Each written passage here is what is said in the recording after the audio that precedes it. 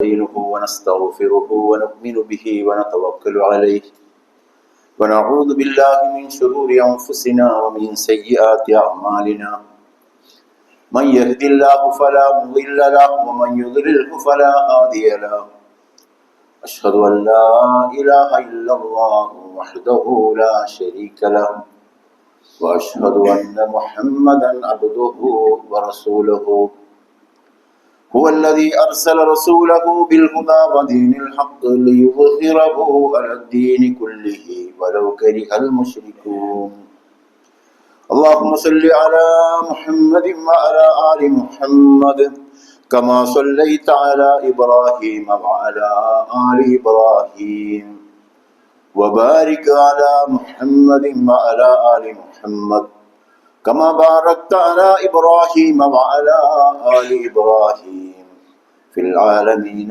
إنك حميد مجيد أما بعد فإن خير الحديث كتاب الله وخير الهدي هدي محمد صلى الله عليه وسلم وشر الأمور محدثاتها وكل محدثة بدعة وكل بدعة ضلالة إن أريد إلا الإصلاح ما استطعت وما توفيقي إلا بالله عليه توكلت وإليه أنيب رب اشرح لي صدري ويسر لي أمري واحلل عقدة من لساني يفقهوا قولي أيها الإخوان والأخوات أوصيكم وإياي أولا بتقوى الله أعوذ بالله السميع العليم من الشيطان الرجيم بسم الله الرحمن الرحيم هو الذي بعث في الأميين رسولا منهم يتلو عليهم آياته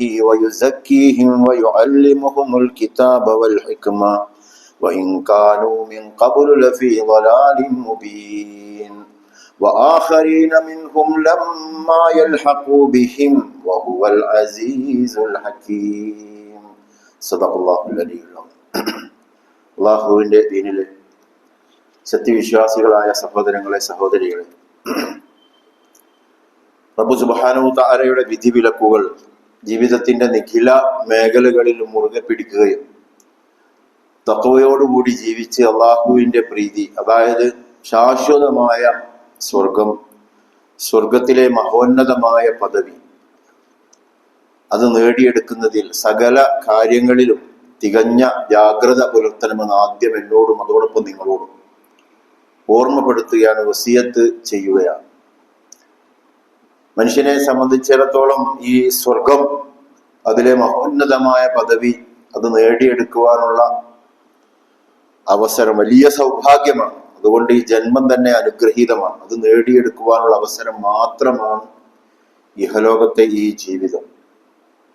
അതെങ്ങാനും നഷ്ടപ്പെട്ടു കഴിഞ്ഞാൽ പിന്നീടുള്ള ഒരു മനുഷ്യന്റെ അവസ്ഥ നമ്മൾ നിരന്തരം ഓർത്തുകൊണ്ടിരിക്കാൻ എനിക്കും നിങ്ങൾക്കും സാധിക്കേണ്ടതുണ്ട്. ഏത് കർമ്മവും ഏതൊരു സാഹചര്യവും ഈ സ്വർഗത്തിലെ മഹോന്നതമായ പദവി ലക്ഷ്യം വെച്ചുകൊണ്ട് ചെയ്യുക എന്നത് പ്രവാചകന്റെ ഏറ്റവും പ്രധാനപ്പെട്ട കൽപ്പനയാണെന്ന് നമ്മൾ ഓർക്കേണ്ടതുണ്ട്. അല്ലാഹു സുബ്ഹാനഹു തആല പ്രവാചകനോടൊപ്പം സഹാബികളൊക്കെ ഉള്ള ആ സ്വർഗത്തിലെ മഹോന്നതമായ പദവിയിൽ എത്തിച്ചേരുവാൻ ഈ ജന്മം ഉപയോഗപ്പെടുത്തിയ ഭാഗ്യവാന്മാരുടെ കൂട്ടത്തിൽ നമ്മെ എല്ലാവരെയും ഉൾപ്പെടുത്തി അനുഗ്രഹിക്കുമാറാവട്ടെ. നമുക്കറിയാം, വ്യത്യസ്തമായ ആഘോഷങ്ങൾ മാറി മാറി മാറി വരുന്ന ഒരു സാഹചര്യത്തിലാണ് റബ്ബ് സുബ്ഹാനഹു തആല മനുഷ്യകുലത്തെ സൃഷ്ടിച്ചിരിക്കുന്നത്. വിശ്വാസി സമൂഹത്തെയും അവർക്കിടയിലാണ് അല്ലാഹു സുബ്ഹാനഹു തആല നിർത്തിയിരിക്കുന്നത്. ഇത്തരം സന്ദർഭത്തിൽ ഇസ്ലാമികമായ നിലപാട് വ്യക്തമായി നമ്മൾ പഠിക്കുക മാത്രമല്ല, സമൂഹത്തെ അത് പഠിപ്പിച്ചു കൊടുക്കുകയും എല്ലാവിധ ആപത്തുകളിൽ നിന്നും രക്ഷപ്പെടുവാൻ, അതേപോലെ എല്ലാവിധ അനുഗ്രഹങ്ങളും നേടിയെടുക്കുവാൻ നാം പ്രത്യേകമായി ശ്രദ്ധിക്കേണ്ടതുണ്ട്. പ്രത്യേകിച്ച് നമുക്കറിയാം, ഓണവും ക്രിസ്തുമസും ഒക്കെ അതൊരു ദേശീയമായ എല്ലാവരുടെയും സംവിധാനമാക്കി മാറ്റിക്കൊണ്ടിരിക്കുന്ന ഒരു സന്ദർഭത്തിലാണ് നമ്മൾ ഉള്ളത്. അതിൽ പങ്കെടുക്കാത്തവരൊക്കെ ഭീകരവാദികളാക്കി ചിത്രീകരിച്ചു കൊണ്ടിരിക്കുകയാണ്. അതുമായി ബന്ധപ്പെട്ട കാര്യങ്ങൾ, ആഘോഷങ്ങൾ വീടകങ്ങളിൽ ഉപയോഗപ്പെടുത്തുകയും തൂക്കുകയും അതുപോലെ കാര്യങ്ങളൊന്നും ചെയ്യാതെ പോയി കഴിഞ്ഞാൽ അത് ജോലി വരെ നഷ്ടപ്പെടുന്നിടത്തേക്കൊക്കെയാണ് കാര്യങ്ങളെ നീക്കിക്കൊണ്ടിരിക്കുന്നത്. അതേപോലെ തന്നെ നമുക്കറിയാം, ഒരുപാട് ഓണമാവട്ടെ, ക്രിസ്മസ് ആവട്ടെ, കലോത്സവങ്ങൾ, ഇതൊക്കെ ആഘോഷങ്ങൾ. സിനിമാ മേളകൾ തന്നെ കാണാൻ സാധിക്കും. അതേപോലെ ഗാനങ്ങളുമായി ബന്ധപ്പെട്ട ഒരുപാട് പരിപാടികൾ, മിമിക്രി, അതുപോലുള്ള സംഗതികളൊക്കെ. ഫുട്ബോൾ മേളകളുണ്ട്, ക്രിക്കറ്റ് മേളകളുണ്ട്, അതേപോലെ ദൃശ്യ ശ്രാവ്യ മീഡിയകളൊക്കെ ഉൾപ്പെടെ ആഘോഷങ്ങളോട് പൊടി പൂരമാണ്. ജനം മുഴുവനും അതിലാണ്. മതമേഖലയിലാണെങ്കിൽ ഇപ്പൊ റബീഉൽ അവ്വൽ മാസമാണ് ഇപ്പൊ വന്ന് നമ്മുടെ മുമ്പിലുള്ളത്. ഈ മാസങ്ങൾ മതമേഖലയിൽ നമുക്ക് കാണാൻ സാധിക്കും. നബിദിനവും, ആണ്ട്, നേർച്ചകള്, പള്ളികള് കേന്ദ്രീകരിച്ചുള്ള മൗലീദ്, റാത്തീബ്, ദുആ സമ്മേളനങ്ങൾ തുടങ്ങി എല്ലാം ആഘോഷങ്ങളാണ്. ഈ ആഘോഷങ്ങളൊക്കെ പലപ്പോഴും ധൂർത്തും ധാരാളിത്തവും അതേപോലെ പലതരം ചതിക്കുഴികളും അതേപോലെ തട്ടിപ്പുകളും എല്ലാം ഇത് കേന്ദ്രീകരിച്ച് നടന്നുകൊണ്ടിരിക്കുന്നു. ഭരണകൂടം അതിനോടൊക്കെ കണ്ണടച്ചുകൊണ്ടാണ്. ആഘോഷം കുളമാക്കണ്ട എന്ന് കരുതി കണ്ണടക്കുക മാത്രമല്ല, മദ്യമൊക്കെ ധാരാളമായി ഒഴുക്കി കൊടുത്തുകൊണ്ട്, പെണ്ണും അതുപോലുള്ള തോന്നിവാസങ്ങളുമൊക്കെ എല്ലാവിധ അനുവാദങ്ങളും നൽകിക്കൊണ്ട്, നിർലോഭം നൽകിക്കൊണ്ട് അതിനെ പ്രോത്സാഹിപ്പിക്കുന്ന ഭരണകൂടമാണ് നമുക്ക് ഇതിനിടയിലുള്ളത്. ഇതിന്റെ ഇടയിൽ ഒരു വിശ്വാസി അവന്റെ നിലപാട് എന്തായിരിക്കണമെന്ന് ഇസ്ലാം നമ്മെ പഠിപ്പിക്കുന്നുണ്ട്. നോക്കൂ, നിങ്ങളിപ്പോ സ്കൂളിൽ നമ്മുടെ മക്കളൊക്കെ പൂക്കളമിടലും, തോരണം തൂക്കലും, പുടവ ഉടുക്കലും അതേപോലെ സകലതും ഇതൊക്കെ ചെയ്യാൻ നിർബന്ധിതരാണ്. അങ്ങനെ ഒരു അവസ്ഥയിലേക്കാണ് സ്കൂളുകൾ, മുസ്ലിം സമുദായത്തിന്റെ സ്കൂളുകൾ വരെ ആ അവസ്ഥയിലേക്ക് എത്തിപ്പെട്ടിരിക്കുന്നു. അത് വേണ്ടത് അനിവാര്യമായ ഒരു കാലഘട്ടത്തിലേക്കാണ് നമ്മൾ വന്നിരിക്കുന്നത്. ഇത്തരം സന്ദർഭത്തിൽ ഇതിനിടയിൽ രാപ്പകൽ ജീവിച്ചു കൊണ്ടിരിക്കുകയാണ് വിശ്വാസി സമൂഹം. ഇതിന്റെ ഇടയിലാണുള്ളത്. ഇതിന്റെ ഇടയിൽ നിന്നൊന്നും ഒരു നിലക്കും മാറി നിൽക്കുവാൻ സാധ്യമല്ല. എല്ലാം നിരോധിക്കുക സാധ്യമല്ല. മാത്രമല്ല, ഇതിങ്ങനെ കൊഴുപ്പ് കൂട്ടി വരുന്നതിന് ഒന്ന് തടയിടാൻ പോലും, അതായത് അന്യായമായ അനാവശ്യങ്ങളിലേക്കൊക്കെ പോകുമ്പോൾ ഒന്ന് തടയിടാം. ഇതൊക്കെ ധൂർത്താണ്, ധാരാളിത്തമാണ്. ഇവിടെ ഇതിനേക്കാളും വളരെ വലിയ ഗൗരവമുള്ള കാര്യങ്ങൾ ഉണ്ട്. വളരെ പാവപ്പെട്ട ആളുകളുണ്ട്. ഉടുക്കുവാനും, ഓണം ആഘോഷിക്കുവാൻ പോയിട്ട് ഒന്ന് ഉടുക്കുവാനും ഉണ്ണുവാനും വരെ ഇവിടെ ആരുമില്ല, ഒരു ഇരിക്കക്കൂര പോലും ഇല്ല എന്നൊക്കെ പറഞ്ഞ് ഒന്ന് അതിന്റെ ഒരു ദിശ ഇങ്ങോട്ട് തിരിക്കാൻ ആരെങ്കിലും ശ്രമിച്ചു കഴിഞ്ഞാൽ അതിനുപോലും സ്വാധീനമില്ലാത്ത ഒരവസ്ഥയിലാണ് ഇപ്പോ നമ്മളൊക്കെ ഉള്ളത്. അത് ചെയ്തു കഴിഞ്ഞാൽ അത് ഇതിനോടനുബന്ധിച്ചാണ് ചെയ്തത് എങ്കിൽ അതൊരു ഭീകര പ്രവർത്തനമായി. ഒരു സ്ത്രീ, നമുക്കറിയാം, ഖദീജ എന്നൊരു ടീച്ചറാണ്, സ്കൂളിലെ ടീച്ചർ, ഒരു വോയിസ് ഇട്ടു. കുട്ടികൾ ഇങ്ങനെയൊക്കെ വല്ലാണ്ട് പോകുമ്പോൾ അതിനിപ്പോ എല്ലാവരും കൂടെ ആ പുടവയും അതുപോലുള്ള സംഗതികളൊക്കെ വാങ്ങാൻ നോക്കുമ്പോൾ പാവപ്പെട്ട കുട്ടികൾ ഉണ്ടാവും, അതൊന്നും വാങ്ങാൻ കഴിയാത്ത രക്ഷിതാക്കളും ഒക്കെ ഉണ്ടാവും. അങ്ങനെയുള്ള ഒരു സംഗതി, അതുപോലെ ഒരുപാട് സംഗതികളൊക്കെ സൂചിപ്പിച്ചുകൊണ്ട് ഒന്ന് പറഞ്ഞ് ആ വോയിസ് ക്ലിപ്പ് അത് ഭയങ്കരമായി ചർച്ച ചെയ്തുകൊണ്ടിരിക്കുന്ന ഒരു അവസ്ഥയാണ് നമുക്കിന്ന് കാണാൻ സാധിക്കുന്നത്.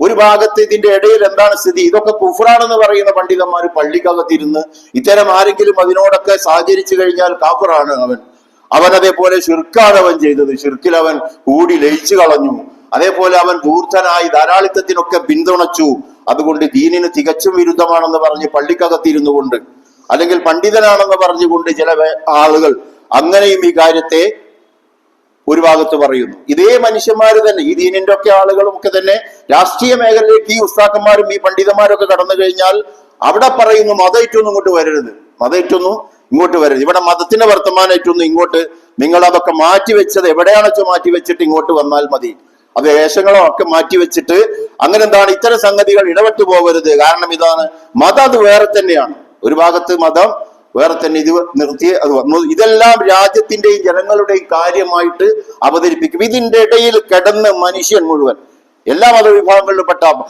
ഇതൊക്കെ ഇതിനോടൊക്കെ നീതി പുലർത്താൻ സാധ്യമല്ലാത്ത, ഇതൊക്കെ ആഘോഷിക്കാൻ കഴിയാത്ത സാധുക്കളുണ്ട്, ഒരുപാട് ആളുകളുണ്ട്.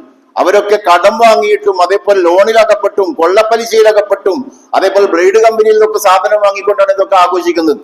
വിലയാണെങ്കിൽ കുതിച്ചു കയറുകയാണ് ഓരോ സാധനങ്ങൾക്കും ഉണ്ടാവും. ഓഫർ ആണെങ്കിൽ പലതും തട്ടിപ്പുകളാണ്. അതിലൊക്കെ വീണു പോവാണ് ആളുകൾ. എന്നിട്ട് കെണിയിൽ കൊടുക്കുക, കൊള്ളപ്പലിശ. വാഹനം ഓണത്തിന് ആഘോഷിക്കാൻ നിങ്ങൾക്ക് വാഹനം വേണ്ടേ, നിങ്ങൾക്ക് അത് വേണ്ടേ, ഇത് വേണ്ടേ എന്നൊക്കെ ചോദിച്ച് അതൊക്കെ കടം വാങ്ങിപ്പിച്ചിട്ട് എന്ത് ചെയ്യുന്നു, ഇതിന്റെ മുഴുവൻ ഭാരവും ഒരു കുടുംബനാഥന്റെ തലയിൽ അങ്ങ് കയറ്റി വെച്ചിട്ട് അവന് പിറ്റേ ദിവസം ഓണത്തിന് ശേഷമോ അല്ലെങ്കിൽ ക്രിസ്മസിന് ശേഷമോ പെരുന്നാളിന് ശേഷമോ ഒന്നും ഭൂമിയിൽ ഇറങ്ങാൻ പറ്റാത്ത കോലത്തിൽ കടത്തിലാക്കി കുട്ടികളെയും കൂട്ടി വിഷം കഴിച്ച് മരിക്കുന്ന വാർത്തകളാണ് ഇതിന് ശേഷം നമ്മളൊക്കെ കേട്ടുകൊണ്ടിരിക്കുന്നത്. അതുകൊണ്ട് അപ്പോൾ ഇതിന്റെ ഇടയിൽ എവിടെയാണ് ഇത് ഹറാമാണ് ഗുഫ്റാണെന്ന് പറഞ്ഞ് ഇതിൽ നിന്ന് മാറി നിന്നാലുള്ള അവസ്ഥയോ? അതൊക്കെ കേട്ടിട്ട് ഒരാൾ നിന്ന് മാറി നിൽക്കണം. അങ്ങനെയാണല്ലോ അഷ്റഫ് എന്നൊരുത്തൻ ഒരു കലാ സംവിധാനത്തിൽ നിന്ന് മാറി നിന്ന് അദ്ദേഹത്തിന്റെ ജോലി വരെ തെറിച്ചു. അൽഹംദുലില്ലാ ഈ സുപ്രീം കോടതിയൊക്കെ ഇടപെട്ട് അദ്ദേഹത്തെ തിരിച്ച് സംഗതി ശരിപ്പെടുത്തിയെന്നാണ്. ഇതേപോലെ ജോലി വരെ നഷ്ടപ്പെടും. തിരിഞ്ഞിട്ടില്ലെങ്കിൽ പിന്തിരിപ്പനാണെന്ന പേര് കിട്ടും, തീവ്രവാദിയാണെന്ന പേര് കിട്ടും. ഇതിന്റെ ഇടയിൽ കിടന്ന് ഇതെന്താണ് ഇതിന്റെ അവസ്ഥ? നോക്കൂ നിങ്ങൾ, ഒരു കാലത്ത് നമ്മൾ മാറി നിന്നിരുന്നു. ഹറാമാണ്, കുഫറാണ്, ശിർക്കാണ് എന്നൊക്കെ പറഞ്ഞ് ഇത്തരം മേഖലയിൽ നിന്നൊക്കെ മീഡിയ രംഗത്തും അതേപോലെ ഇംഗ്ലീഷ് വിദ്യാഭ്യാസ മേഖലയിൽ ഉൾപ്പെടെ മാറി നിന്നു. ഇത്തരം കലാകളിൽ നിന്നൊന്നും അങ്ങനെ ഒരു ചെറിയ ലാഞ്ചന പോലും നമ്മളുടെ ഒന്നും വീടകങ്ങളിൽ ഇല്ലാത്ത ഒരു കാലഘട്ടം കഴിഞ്ഞു പോയിട്ടുണ്ട്. പക്ഷേ എന്ത് സംഭവിച്ചു? അങ്ങനെ പാടേ അതിൽ നിന്നൊക്കെ മാറി നിന്നപ്പോ അവസാനം എന്ത്? ശരിക്കും അനുവദനീയമായ ഒരു ആഘോഷം ആഘോഷിക്കാൻ പോലും പറ്റാതായി. അനുവദനീയമായ ഒരു ആഘോഷമാണല്ലോ പെരുന്നാള്. ആ 2 പെരുന്നാൾ ഒരു ലീവ് കിട്ടാൻ വേണ്ടി ഇങ്ങനെ ഓച്ചാനിച്ച് നിന്നിട്ടും കിട്ടുന്നില്ല. ഒരു ദിവസമെങ്കിലും ഞങ്ങൾക്കൊന്നും ആഘോഷിക്കാൻ തരില്ല എന്നുള്ളത്. അത്രയും നിന്ദ്യരായി മാറി നിൽക്കാൻ പറഞ്ഞപ്പോ അപ്പൊ അവസാനം വന്ന് മതിച്ചത് അതാണ്. എന്നാലോ നോക്കൂ നിങ്ങൾ, എന്നാൽ ഇതിന്റെ അകത്തേക്ക് മുഴുവനായിട്ട് ഒഴുകിക്കോളൂ എന്ന് പറഞ്ഞാലോ അതിന്റെ അവസ്ഥ എന്തായിരിക്കും? അതും ഗുരുതരമായ സംഗതിയാണ്. ഇതിന്റെ എല്ലാം മദ്യപാനികൾ വരെയായി വ്യഭിചാരികളായി മാറുന്നൊരവസ്ഥയുണ്ടാവും. ഇതിന്റെ ഇടയിൽ വിശ്വാസി ഉമ്മത്തൻ വസത്തൻ എന്ന് പറയുന്ന ഒരു നിലപാടുണ്ട്. ഇതൊന്നും ഇല്ലാത്ത ഇത് രണ്ടും അള്ളാഹുവിൽ നിന്നാണ്. ഖൈറ് മാത്രമാണ് അള്ളാഹുവിൽ നിന്ന്. ഇസ്ലാം അനുവദിക്കുന്നില്ല. ഈമാൻ അങ്ങോട്ട് പോകും. ഷെറും അള്ളാഹുവിൽ നിന്നാണ്, ഖൈറും ഷെറും അള്ളാഹുവിൽ നിന്നാണ്. രണ്ടും നൽകി ഞാൻ നിങ്ങളെ പരീക്ഷിച്ചുകൊണ്ടിരിക്കുകയാണ്. നിങ്ങൾ എന്ത് നിലപാടാണ് ഈ കാര്യത്തിലൊക്കെ സ്വീകരിക്കുന്നത് എന്ന് അള്ളാഹു പരീക്ഷിച്ചുകൊണ്ടിരിക്കുകയാണ്. ആ ഷിർക്കാണ് കുഫറാണ് എന്നൊക്കെ പറഞ്ഞ് അതിന്റെ പിന്നാലെ പോയപ്പോൾ എന്ത് സംഭവിച്ചു? നേരത്തെ പറഞ്ഞതുപോലുള്ള അവസ്ഥയാണ്. വിശുദ്ധ ഖുർആനോ പറയുന്നത് വിശ്വാസികൾ എന്ന് പറഞ്ഞാൽ എന്താണ്? അൻതുമില്ലാവലാൻകുന്തും, നിങ്ങൾ വിശ്വാസം സാധിക്കുന്നു, നിങ്ങൾ സത്യസന്ധരാണ് എങ്കിൽ, വിശ്വാസികളാണെങ്കിൽ നിങ്ങൾ തന്നെയാണ് മുഅ്മിനുകൾ. അൻതുമില്ലാവലാൻകുന്തും മുഅ്മിനീൻ, നിങ്ങൾ വിശ്വാസികളെങ്കിൽ എവിടെ മുഅ്മിനുകൾ? നേരത്തെ അനുവദിക്കപ്പെട്ട ഒരു ആഘോഷത്തിന് ഞാൻ വീണ്ടും ആവർത്തിച്ച് പറയാണ്, 10ഉം 20ഉം എത്രയോ ദിവസങ്ങൾ വേണമെങ്കിൽ കൊടുക്കാൻ തയ്യാറാണ്. പക്ഷെ പെരുന്നാളിന് ഒരവധി അതിന്റെ അപ്പുറം കിട്ടുകയില്ല എന്ന ഒരവസ്ഥ, അത്രയും നിന്ദ്യമായ ഒരവസ്ഥ ഈ കാര്യങ്ങളിലൊക്കെ വരികയും ചെയ്യുമ്പോൾ നമ്മളുടെ നിലപാടിലൊക്കെ തകരാറുണ്ടായിരുന്നു എന്ന് തന്നെയാണ്. ഈ സിനിമയിൽ നിന്ന് മാറി നിൽക്കണം, പാട്ടിൽ നിന്ന് മാറി നിൽക്കണം, മേളകളിൽ നിന്ന് മാറി നിൽക്കണം. മീഡിയ രംഗത്തൊന്നും നമ്മളങ്ങനെ പ്രത്യേകിച്ച് വിഷ്വൽ വീഡിയോ ഒക്കെ വന്ന സമയത്ത് അതൊന്നും ഇപ്പൊ അങ്ങനെ ഒരു സ്ത്രീ, പിന്നെ അമുസ്ലിമായ ഒരു സ്ത്രീ വായിക്കുന്നത് ഇങ്ങനെ നോക്കി നിന്നാൽ ഗൗരവമുള്ളതാണെന്നൊക്കെ പറഞ്ഞ് എല്ലാത്തിനും മാറി നിൽക്കാനാണ്. മാറി നിന്നപ്പോഴാണ് ഈ അവസ്ഥ. മാറി നിന്നാണ് ഈ അവസ്ഥ വന്നത്. അപ്പോ ഇതിന്റെ ഇടയിലുള്ള ഒരവസ്ഥ നോക്കൂ നിങ്ങൾ. എനിക്കറിയാം, ഒരു പ്രധാനമായ സൂപ്പർ സ്റ്റാർ, കേരളത്തിലെ മുസ്ലിം സൂപ്പർ സ്റ്റാർ, രോഗിയായി കിടക്കുന്ന അദ്ദേഹത്തിന്റെ അടുത്ത് ഒരു ദിവസം ചെന്നപ്പോ